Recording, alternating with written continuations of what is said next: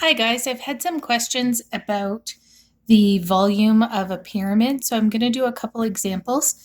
The first example, we've got the length and width of the base, both as 10, and we know what the height, now this height has to be the height down through the middle of the pyramid or the cone. It works the same for a cone as well.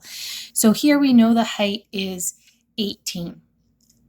So we know that the volume for shapes that come to a point, like a pyramid or a cone, is the area of the base times the height, which is really similar for a prism, but we're going to have to divide by 3. So when we're doing the volume here, we're going to do the area of the base, which is length times the width, because it's a square base, and then multiply by the height and divide by 3. So my length is 10, so I have 10 times 10 for the width times the height, which is 18, and divided by 3. So then on your calculator, you'll type this in, 10 times 18 divided by 3. And we get 600. And because this is a volume, we need to put our units in cubed. So that would be 600 centimeters cubed. Okay.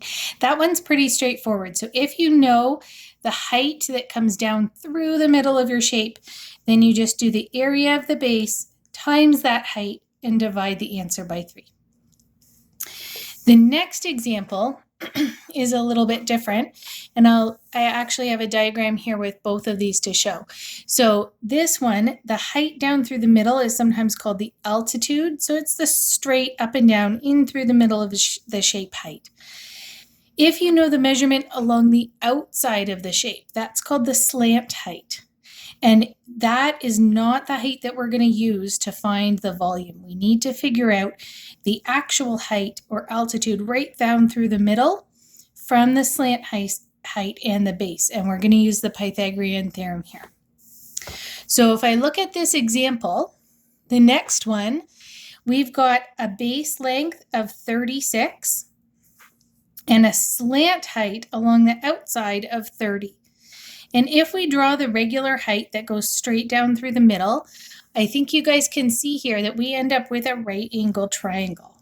So we can draw that triangle out here, with this being the up and down height through the middle of the shape. And this hypotenuse, remember that the 90-degree angle points to the hypotenuse, is our longest side, is our 30 meters, or our slant height. Okay, the base here, we have to remember that this 36 goes all the way across. So the base is only half of that 36. So we can do 36 divided by 2, which is 18 meters. So this has a base of 18. And then we can use our Pythagorean theorem. So we would say a squared plus b squared equals c squared. And remember that the c is going to be your 30. So I'll say h squared plus 18 squared equals 30 squared. So then we do our exponents here. We've got h squared plus 324, that's 18 times 18, equals 900, which is 30 times 30. Then we need to get h squared by itself, so I'm going to subtract 324 from each side. So h squared equals 576. And then to get the h, we have to do the square root. So h is the square root of 576.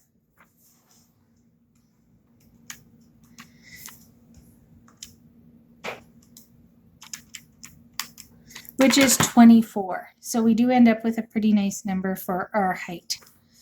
Okay, so if you are given the outside slant height for a pyramid or a cone, you have to do Pythagorean theorem to find the in right through the middle height. Then we're going to do it the same way. So the volume is the area of the base, so this length times width, times the height, and that's the up and down height, the 24 meters that I found, and divided by 3. So I'll say that that's 36 times 36 times the 24 meters divided by 3. And then just using your calculator and make sure you put units. So 36 times 36 times 24 and divide by 3. I get 10,368 and it's meters cubed. Okay, that's going to work the same, like I said, for a cone. But hopefully that helps you see the difference between ones where you're given the slant height along the outside and you have to use Pythagorean theorem versus the first example where we were given the height right up and down through the shape.